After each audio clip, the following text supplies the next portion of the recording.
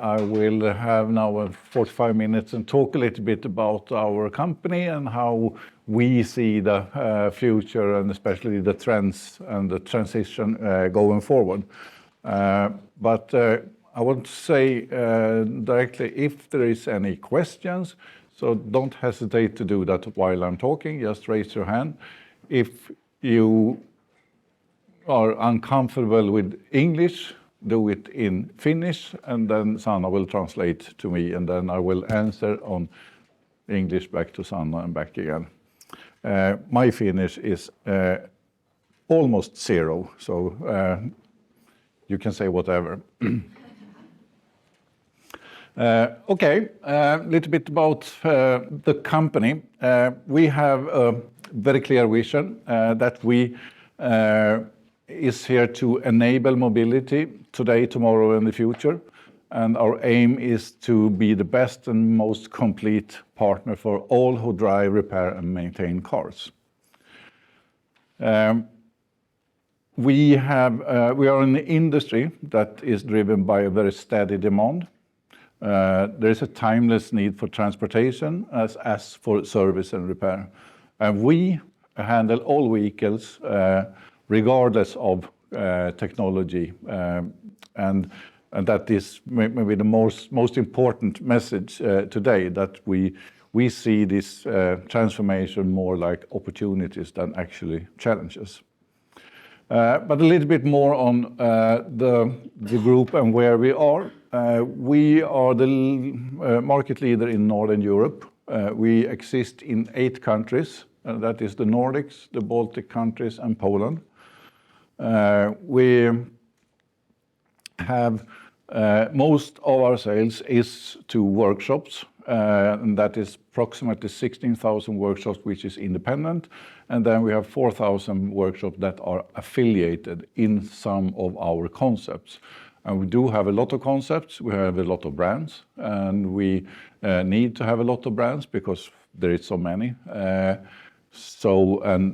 the very most of the workshop is run by private owners or entrepreneurs. We have a small number of workshops which we operate ourselves also, and that's mostly to have a good feeling of their situation, to know what we are talking about, and also when we develop the concept, we should have a very clear proof of concept that we can say that we do it ourselves, so that's why it should be working for you. Close to 20 million Swedish crowns, 20 million Swedish crowns last year in revenue, and an EBIT of approximately, now it's mixing, it's suddenly dollars, $92 million. That's 900 something million Swedish crowns. And what you see here on the map, all the black dots, is the local branches. Branches is typically a store. It sometimes is combined with some retail sales over the counter for do-it-yourself. Sometimes it's a very clean local wholesaler. And I would say in Denmark, Poland, it's only business to business. In the other countries, we also have some retail sales. We'll be back on that. We do have a lot of branches, a lot of black dots, and that is because the purchase need from a workshop is very typically, almost half of it is a daily need. You can do, let's say, order some part because when you know what kind of service, but there's always, or very often, when the car is on the lift, you also realize that it's more parts that is needed. That's why we need to be very local. We deliver in the big cities usually 4, 5, 6 times a day. So it's very, very often we do these shipments. And we do that with our own last mile organization or last mile delivery cars. The central warehouses, which we have each in every country, They deliver from in the evening over the night out to the branches, so we can have orders until 5, 6 in the evening, and then that is already in the very morning out in the branches. The assortment is in the central warehouse around 120,000 SKUs. One would then think that, why not to have one warehouse to cover all the markets? And due to the difference in the car population in the car park, that doesn't make sense.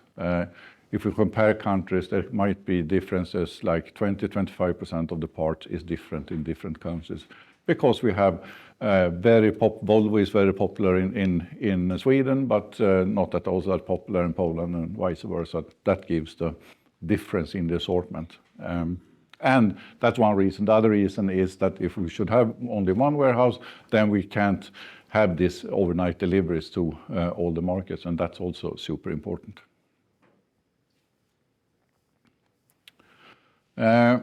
If we look a little bit more into how the revenue, how it's split, and as I said, we have the workshop. 60% of our sales is directly to workshop. That means that we send the invoice to a workshop. 4,500 of them are affiliated. Brands like Car People, Bilextra, MEKO, Mekonomen, Fixus, and so on. Then we have 30% of our revenue, which is other B2B customers. And that is also, a lot of that revenue also ends up in the workshop, but that's when we have somebody between us and the workshop. And that is actually quite common here in Finland, where we have a lot of the branches is privately owned. So our customers is a branch, but the sales actually ends up in the workshop later on. But it's also in this 30%, it's customer like authorities, other kinds of wholesalers, car dealers, and that kind of business. And then it's 10%, which is consumer sales.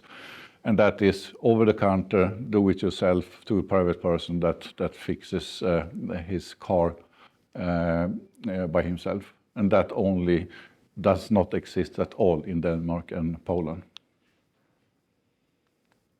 We talk about the different, it's very small text, but the biggest markets is Denmark, Sweden, and Poland. Denmark and Sweden are approximately the same size.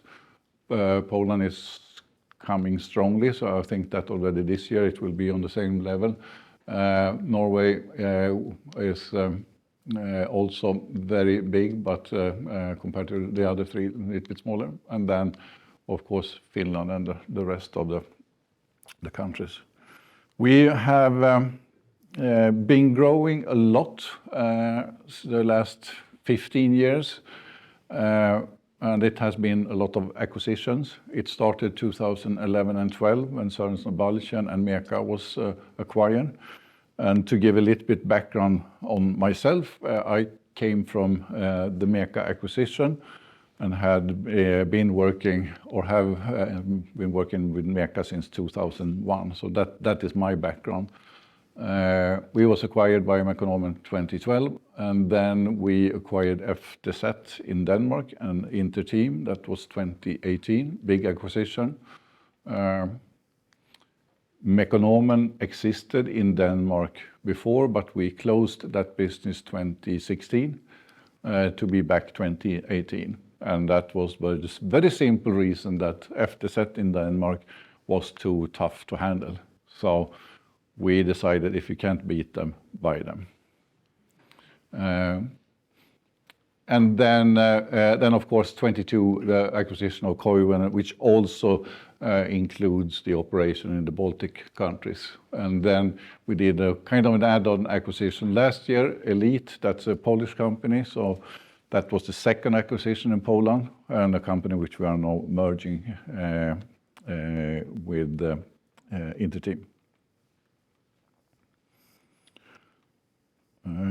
The aftermarket in Europe is large. We're talking about 220 billion euros, and it is growing.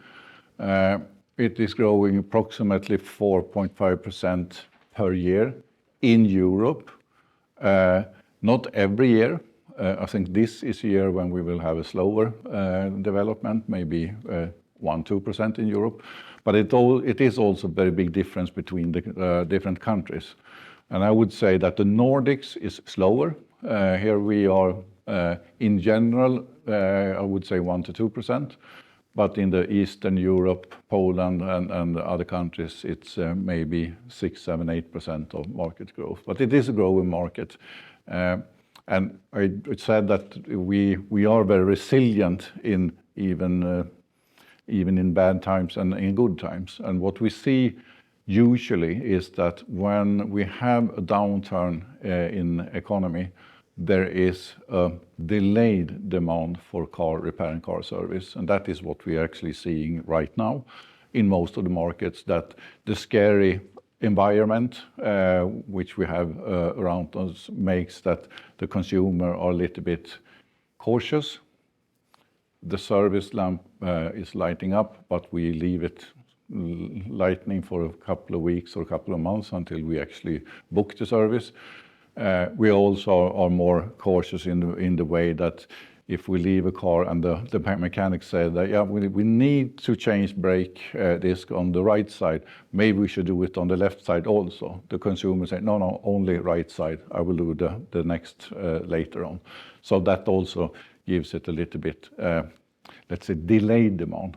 Our experiences is, however, that in a little bit longer term, as long as people have job and drive the car, that market will come back. If it comes back in a couple of months or a couple of years, that is to be seen. But at the moment, we experience a cautious market in many ways.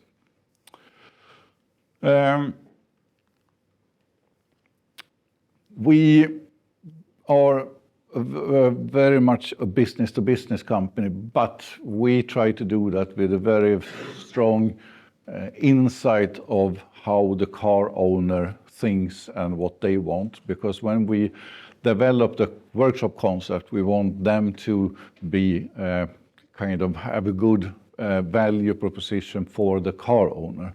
And then we need to know what do the car owner wants. So we do something which we call mobility barometer each year. A lot of questions to 4,000 respondees in all in the 4 Nordic countries. This one is available for anyone to read. We will have a new publication now in the autumn with some updates, and then it's also interesting to see the trends. But there is a lot of interesting insight, but the very most important part for us is the question, how do you see yourself, transport yourself and your family in the future? And here it's very clear that the car is still king. Even though in the big cities there is of course public transportation, but if we look at the whole countries, it is the car who is the absolutely preferred way of moving around. So that's good. And as I said, in the autumn it will be a new one coming out. So look up for that. Looking into the drivers of the aftermarket, I would say that we will have more electric cars. That's a fact. It is in many countries a little bit of a slowdown at the moment, but we see that more as a bump in the road. It will be more electric cars. If it will be as in Norway, that almost every car will be electric, let's see. I believe that there is also new technologies around the corner that could be next step and next step. But at the moment, electric cars is definitely coming.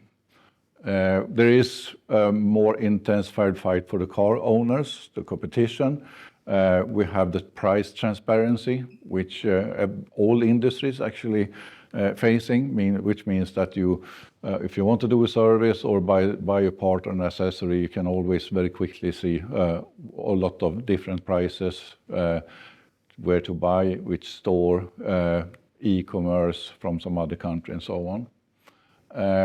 And then there has been a diversification among the distributors and a consolidation, I would say, where we have companies like us start to do more products and more services, and the different segments of industry is gliding a little bit. And then, of course, sustainability regulation.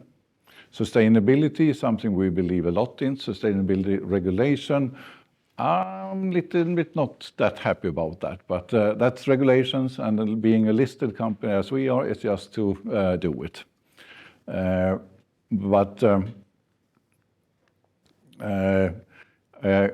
An interesting story, because in sustainability we talk, of course, about the environment, sustainable company, but also about people. And my point of view is diversity is super important. And diversity, if you have followed the American trends, it starts to be almost an ugly word, because the new administration wants to talk about other things. We was at investor conference last week, and I had a lot of American investors in a room like this. And then I thought that maybe not talk so much about diversity because I'm in the States. But on the other hand, if they are interested and start to read about us, they would see that we talk about a lot of or write a lot about diversity. So I felt that I should kind of address that in that room. So I said that diversity, for me, it's about eivät. It's not to be super kind or whatever, because I believe that a successful company need to have the best people, and the best people, they are not only white middle-aged men. Competence sits in all kind of people, depending on gender, backgrounds, religion, sexuality, everything. You have good people is among all the groups.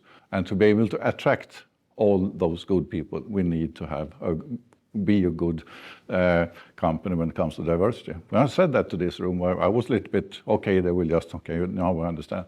I got applause. So they was super happy. So it was, United States is not only Trump, obviously, there is other opinions. So that was nice.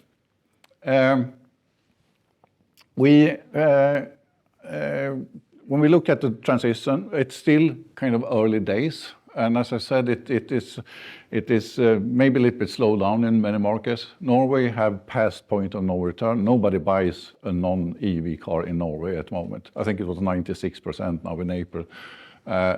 And it's more than 30% of the cars on the road. But then there is some challenges in the different countries. Sweden took away a lot of subsidies a couple of years ago. That was definitely slowed down. And the very successful countries in this terms, they also have a lot of subsidies. So that is a very important driver for this transition. There is some other hesitations which has come later. And that's I would point out too. There is some hesitation about infrastructure and charging network and so on.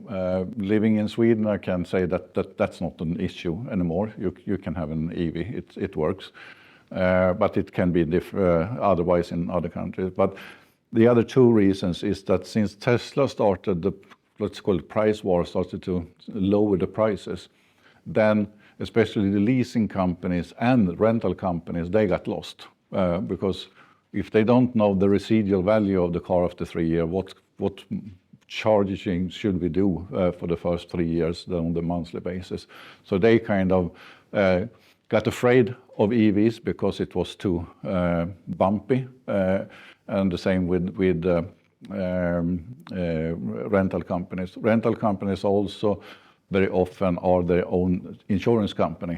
And insurance company in general also are hesitant due to that the repairs of EV is very costly compared to an ICE. Electric cars crashes more often and more expensive repairs. Why they crashes often, I don't know if it's about the car or the driver, that's for others to judge, but they do. Could be something with the torque that it's faster acceleration, so you didn't realize that you already was in the other car.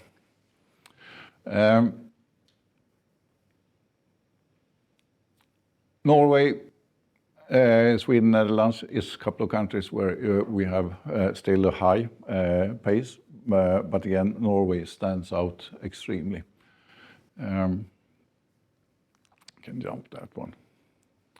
But with that said, it is still gasoline which is most popular, but EV is coming very strong as number 2 when, again, we ask the people of what preferred kind of car.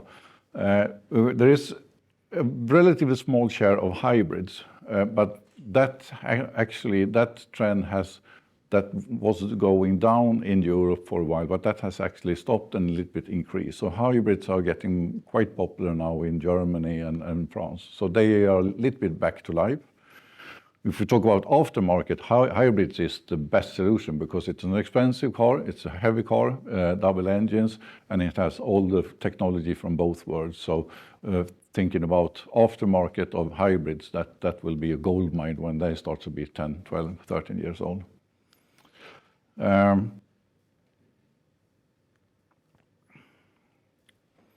Fleet, and with fleet we mean that cars that is owned by companies, that is increasing in all the markets from different levels. And it's a little bit, this is change of ownership. We do more companies lease their companies, and they have that, so then it's a leasing company who is the customer. We have private leasing, which has been growing for the last 5-10 years. But we also see that other kind of companies starts to own the cars. And one example of that, it's not very big, but an example of that is when my son moved into a new apartment in Malmö, where I lived, that in that apartment building, the apartment community, they had bought 2 cars which were standing in the garage. So everybody in the building, they can use these cars, book it when they go shopping and so on. So then, of course, then the owner is not longer a private person; it's a company who also build houses. So that's one example of new trends. So this is increasing,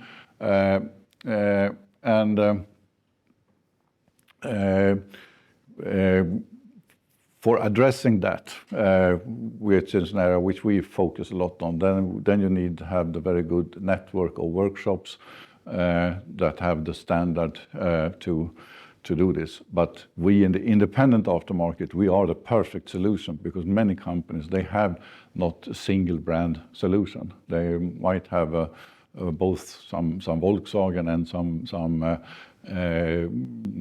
Audi and maybe some other brand also in their car fleet, and we can take care about everybody instead of doing contracts with all the different dealers.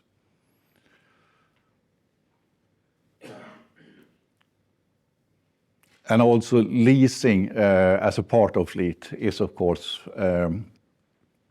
driving a lot of new business that I already talked about.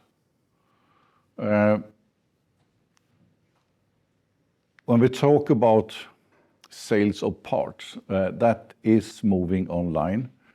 But here is very important. In the business-to-business relation and as a distributor, we have been online for many years. I would say at least 10, maybe 15 years.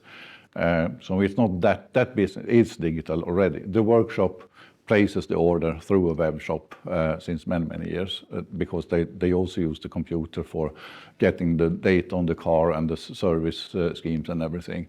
But when we talk about consumer, they are also now, as in many other industries, moving online. But here is very important to keep an eye on how they do pricing because it's very easy to compare. If you go to a fixer shop and it costs 100 and you can see that on e-commerce it costs only 60. But the pricing method is very difficult. For example, they very often charge extra for shipping. We already there, and we also, when we deliver to workshops, that's kind of free of charge. They can have different added fees. Returns is always very often very expensive, and especially if you are delayed return.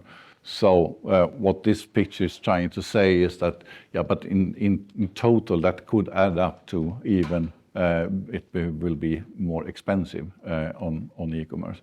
We have pretty much the same purchase prices, we have pretty much the same costs, so in the end we need all kind of the same revenue. I mentioned that we have a consolidation going on in Europe, and this is the largest players in Europe. LKQ is the biggest one, and LKQ also own 26% of the shares in MEKO. Can be good to know. We are number 7 at the moment, and there has been a lot of acquisition, there is a lot of consolidation going on in Europe. Compared to the United States, has happened nothing. In US, there are 3 or 4 players who has national coverage and are completely dominant. So, and there is no pan-European distributor that exists in all the countries yet. That is probably something which will happen. We like to see us as a part of that consolidation with our growth.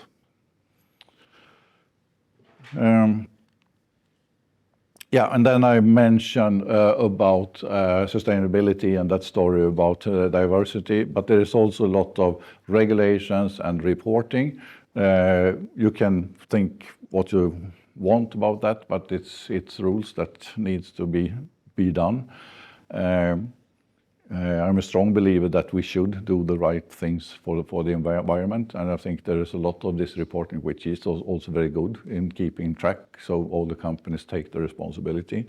What I don't like is that not so serious companies, they kind of, the companies who doesn't pay VAT, they don't do this either. So it's to compete with non-serious actors starts to be, the difference will be bigger and bigger.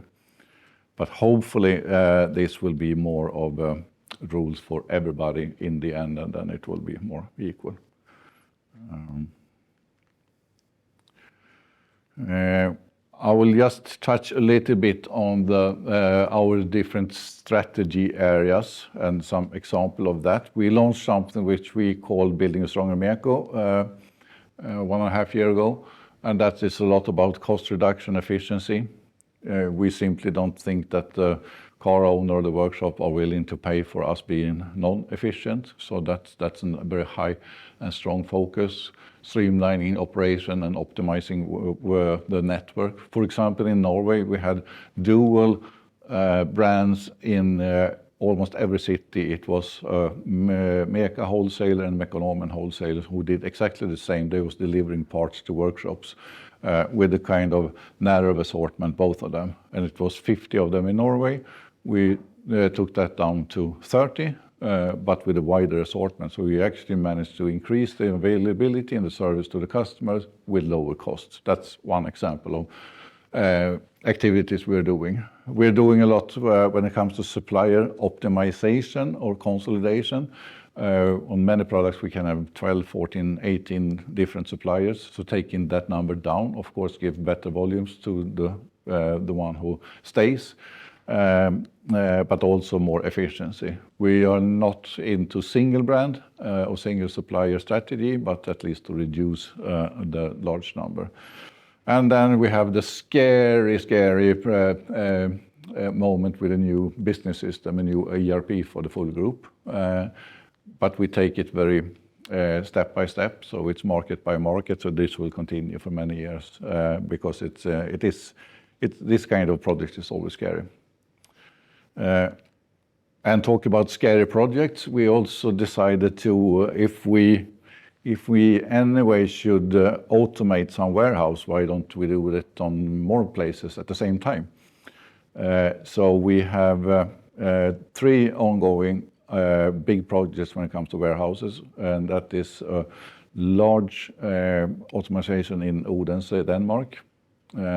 starts to be up and running. We have here in Finland an auto store, also automation project where the automation is working. We have still a lot of things to do for the full warehouse, but automation is up and running. And we're doing that in Norway, and we officially opened Norway last Tuesday, a week ago. The product seems to be working. And this is, of course, to create faster deliveries, higher availability. We can squeeze in more parts on the same area. Availability is key in this business. That's the very first thing which a workshop will appreciate. And of course, doing it with a higher degree of automation also makes it more cost efficiency, especially looking forward in the future.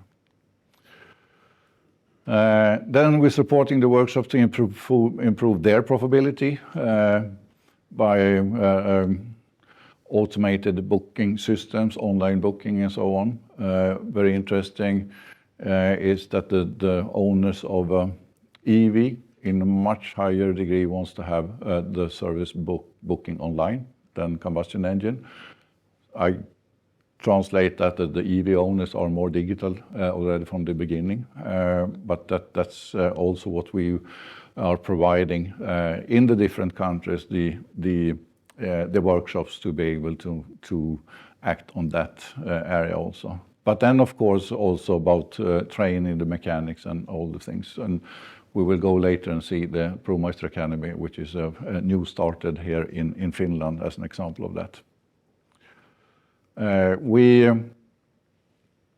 also expanding in some new product areas. Commercial vehicles is one. We do that a little bit in different countries, but now we're going full speed in all the group and recruited a manager for that. Tires is also an area where we have doing a lot of extra focus and want to. In tires we are quite good in Finland, and very good in Denmark, but in all the other countries maybe not that good. So it's a way of learning from other countries in order to increase. And then we sent a press release yesterday about exclusive brands. And that is our name for private label. We also make that as a division. So we also have appointed a director for that and will have a large focus going forward on that. And as I said, fleet business are very important. And here we are the absolute ultimate partner because we have the network, national coverage. We have one point of contact, one administration, full service of repair, and maybe the most important that we do all brands.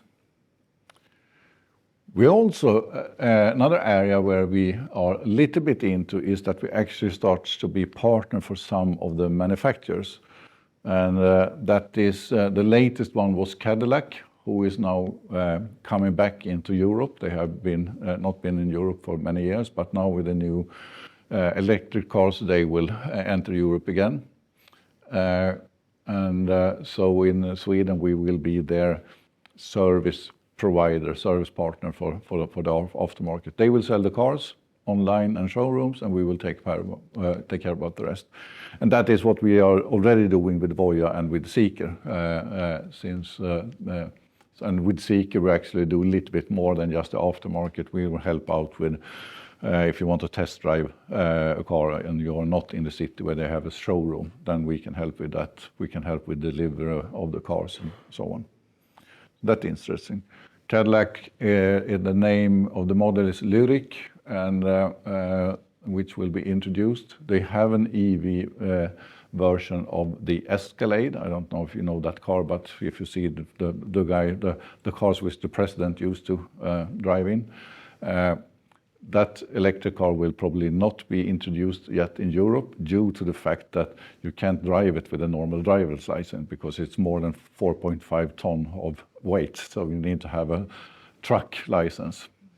But I actually read that in European Union there is discussions to kind of change that. I don't think it's Cadillac who has talked to the European Union, but there is some discussions that the regulation for a normal passenger car should actually go up to 5 ton of weight. So maybe then we will have the Escalade also. And the last 10 minutes I would like to spend on the learnings from Norway and EV. Again, in Finland, it's quite small numbers yet, but it will be more at some point, definitely. And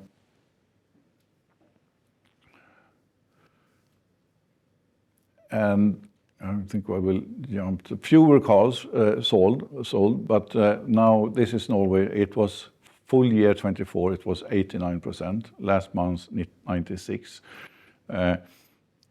The increase of the part of the total car part is slower due to that the new cars sales is down. So that means that we don't replace as many, but still that's quite interesting numbers. And then the most important maybe, how do we see that we can meet that development? And we believe that this is an opportunity for us. But nothing is going to just happen by itself. So there is the need of change. And what we are doing is that we're increasing the range of EV spare parts.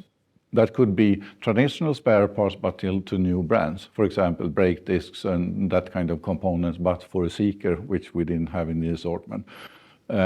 But it's also adding new product areas, and that could be replacement or repairs of onboard charger. We have new liquids, cooling liquids for the battery, which is needed. So instead of changing the oil, which we do on a combustion engine, there's still things to be changed.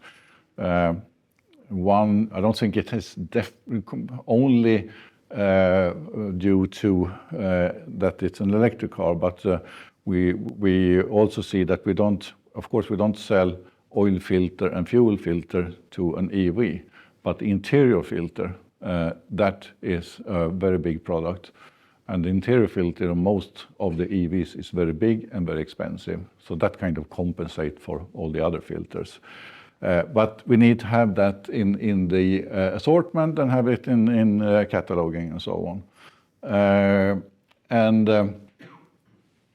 Competence is super important. We do a lot of training of mechanics. We started already 3 years ago and train the mechanics and also certified workshops. And at the moment we have in our different countries, totally we have more than 1,000 workshops that are certified to do work on a high voltage car.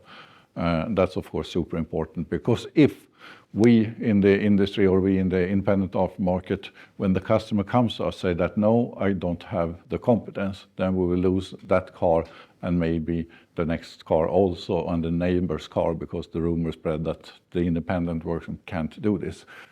That's why we need to be prepared. So we say, yes, of course, you're welcome. And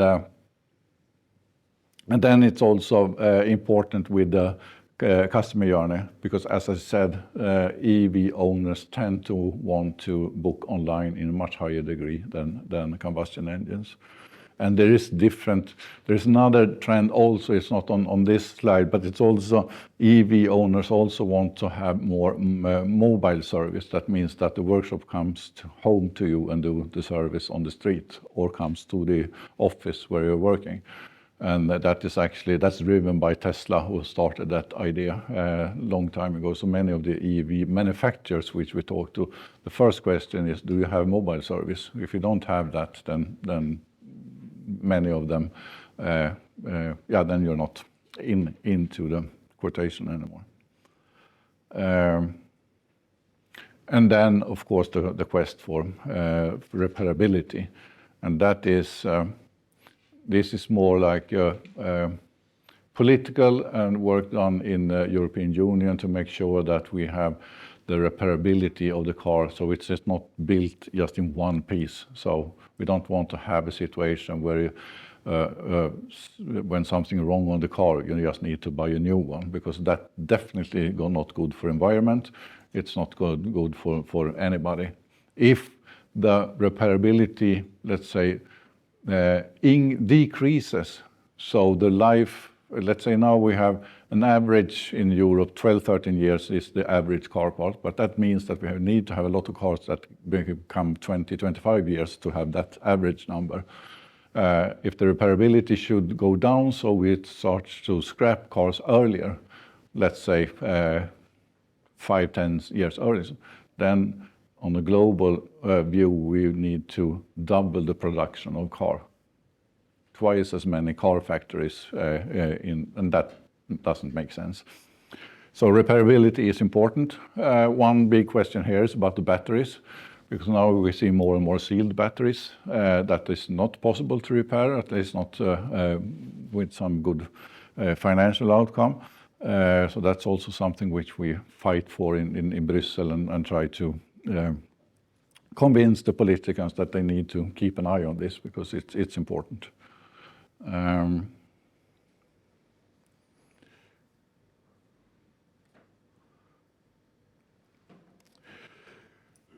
Yeah, and we have the position in Norway now where we have the best stock of spare parts for electric vehicles, and we are definitely at the forefront of enhancing competence, and that we have now, since also Finland have ProMeister Academy, that is something which is a little bit special for us in the group, because we have that in all single markets. We have these academies, and we have had them in many countries for many years, and that's due to the simple fact that we believe that if we can be good in training the mechanics will be good in servicing the customers, and that will be good for the industry, and of course that will be good for us. So it's an investment that we believe a lot in.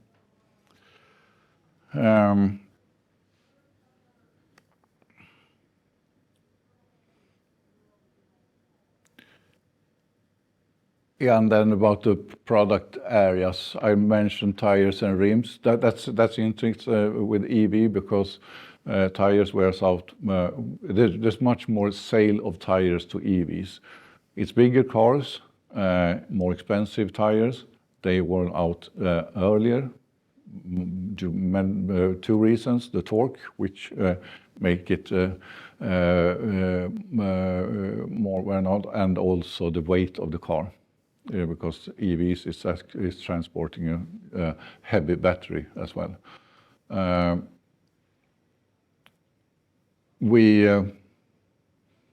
There's another product which also is more expensive on EVs, and that is windshields, the glass, because they need to make them thinner in order to have the weight compensate for the battery. Thinner windshields is more easily needs repairs, and also more complex, because now we have this.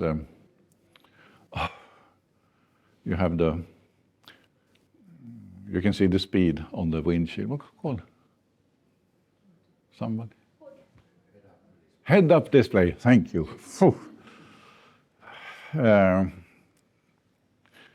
It's when you, and then as I said, coolants and a lot of new liquids which is coming also for the EVs.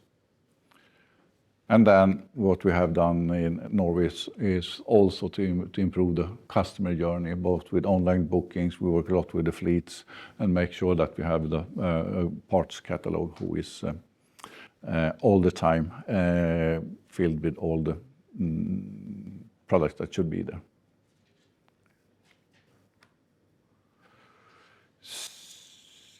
So to sum up the transition of electric cars, more than one, it's 30% now in Norway, full electric. We and our customers are prepared, and we do it today. And actually, if one sees this as a threat for the business, I can also tell you that last year in Norway was our best year ever. So that proves that it It is a challenge, but it's possible to grow anyway. And a very good thing for us as a group that we learn a lot in Norway on behaviors, on what kind of products, what kind of training, what kind of tools is needed, and then we can adapt that to the other countries when the need starts to grow. So that is a very good thing for us. To sum up, we work in a very significant size of the aftermarket in Europe. We have several main drivers of change, which I explained those 5. But don't forget also what I said about the economy. The big driver, existing driver, is miles driven. When we drive the car, it needs service and repair. So as long as we keep the car on the road, that is makes our business resilient. We are seeing a bump in the road for EVs in many countries, but the transition is on the way. And the transition offers development needs and new businesses. And we see that electrification offers a very good business opportunity. That's all. So now, questions. Yeah. You sell parts also to the Chinese cars? Sorry, no. To the Chinese cars? Yeah. And it's the sourcing is a little bit more complicated because, of course, when we talk about Western-produced cars, we have the big suppliers like Bosch, Brembo, that kind of companies who also delivers to the car manufacturer and to the independent aftermarket. So they have the products. When it comes to Chinese parts, yeah, Bosch is a big supplier for them also, but a lot of Chinese cars makers are also producing themselves. BYD, for example, they have it as an idea that they should have everything in-house. So then it's a little bit tricky to source. But we do it and we put it in the catalog and it should be available when the needs come.